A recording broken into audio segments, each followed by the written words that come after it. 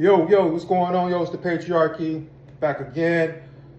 I want to talk about this rumor of Trump's proposed child support law that people are saying that he wants to pass or has passed. Well, for one, he's the president. He doesn't pass any laws. Legislation passes the laws. The legislature, passes the laws. That would have to go through Congress. Trump can recommend or want an agenda passed, but it would still have to go through Congress, pretty much the House and then the Senate for approval. Now, most of the child support laws are state, but however, for the income taxes, I get that, that's a federal thing. As far as the rule, Trump's proposed rule or law is to whoever paying child support can claim a child on their taxes to take that standard deduction on their taxes. Now, I'm not going to talk about the reasonable people, that were in a relationship and it didn't work out. I'm not going to talk about them. I'm going to talk about the people who are calling out the fathers who are paying $100, $200 a month and say, oh, well, they don't qualify. Just move over to the side of the line, whatever. Move to the back of the line or whatnot. And here's the thing.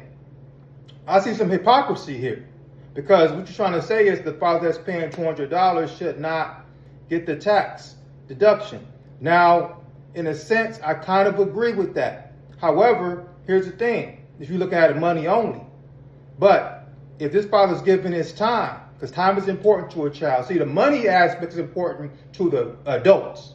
Okay, the child doesn't care about money. He cares about the time that that parent spends with them. Okay, so because a lot of y'all sit there and say, if let's say the father and the mother were together, the father's making the money, right, and he's always working. A lot of y'all sit there and call out the father and say, well, oh, we had a good life, but he never spent time with me as a father. See, that's what y'all say, the mother and the children. Y'all say that against him, against that father. So pretty much at the end of the day, for the child, the money doesn't mean too much. Okay? Now, here's the hypocrisy I'm going to call out, is that for the people that are calling out the fathers that can only pay $200 a month. Well, for one, the mother chose him. Okay, so she holds some accountability in choosing that guy who doesn't make that much money. Now, if that father is making giving you $200 a month or whatever, or whatever minuscule amount that you claim that it is, but he's giving his time, he's picking a child up from school, he's teaching that child certain things, right? He sees that child a lot, almost every day. If he's picking him up from school, he's seeing him every day. He's doing his homework with him. He's spending that time with him, teaching him things what a father should do. Then I think he should be entitled to it as well.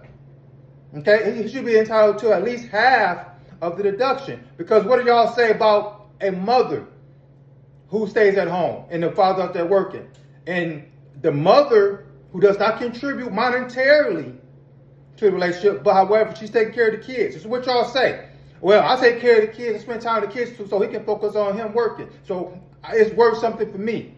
Okay? And y'all say that's worth something. Right? And I don't disagree with that. But at the same time, y'all dismiss the guy who doesn't put that much money in.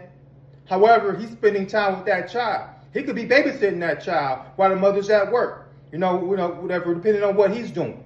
Okay? So if you want to give that value to the mother who stays at home and takes care of the kids, cleans the house or whatever, then we should give that value to that father who does not he's still contributing something. However, the time that he's giving should be worth something that he's giving to that child. Okay, so let's not be hypocrites here. Again, I think the purpose of this law is actually to bring both sides to the table to negotiate a deal.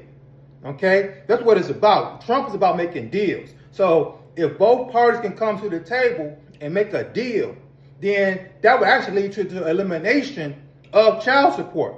Actually, because it wouldn't happen in our lifetime, but as time goes on, because now you would think twice about who you sleep with. Or you will say, you know what, that's married before I carry. Or even if that that marriage ends into a divorce, you will still work out a deal to where no one's being punished monetarily because things didn't work out.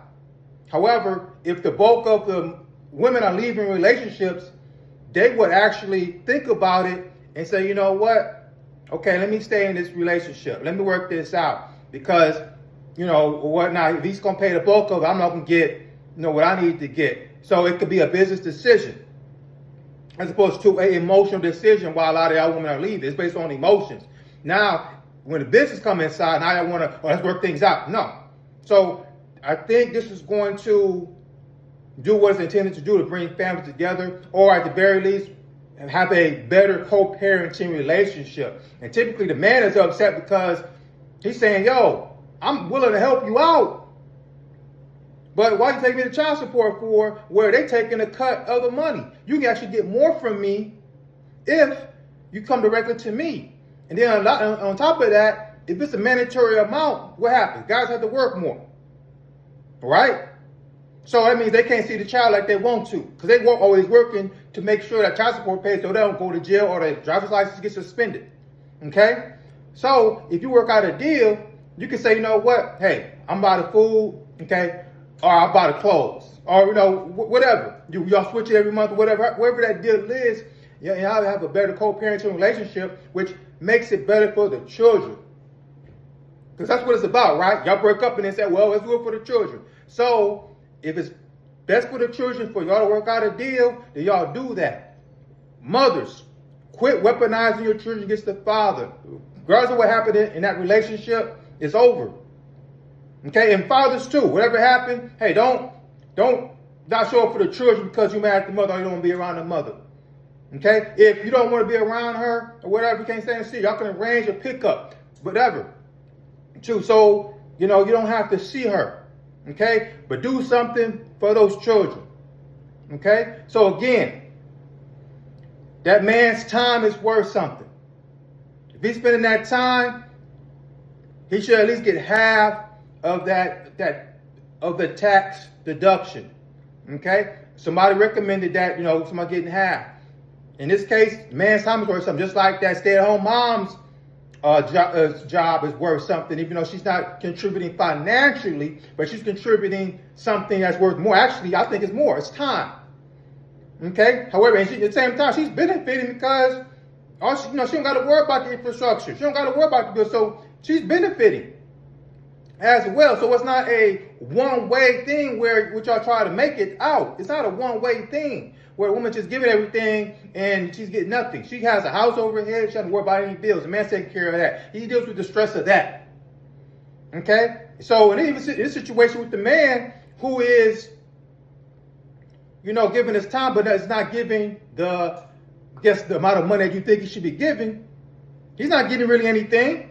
You know, he's not really, he does have to protect. He still has to earn his living. He still has to, you know, pay his own bills, but he just can't pay enough for the child support that you think that you should be getting, but he's giving his time. Okay? So for that should be actually should be, you know, more. That should be applauded. Because he has no cover. Unlike the mother who stays home with the children while her husband goes out to work, whatever, she's still covered. She just pretty much is, hey, I'm taking care of the children, but I know I'm covered over here, so I don't have to worry about this. I don't have to worry about the other part of it. While that father has to worry about taking care of his child, spending time with that child, okay, and then also got to go work to maintain his own lifestyle. So I applaud this proposal. I don't know if it's true or not, because again, it has to go through Congress. Okay, so nothing's going to be passed until Congress, you know, ratifies it. It makes it law. So again, I think it's a great idea. I think ultimately it's going to eliminate child support, and ultimately both partners will make better decisions on who they lay down with, and hopefully it will lead to, you know, marriages, long-lasting marriages, or at the very least, better co-parenting relationships. Peace.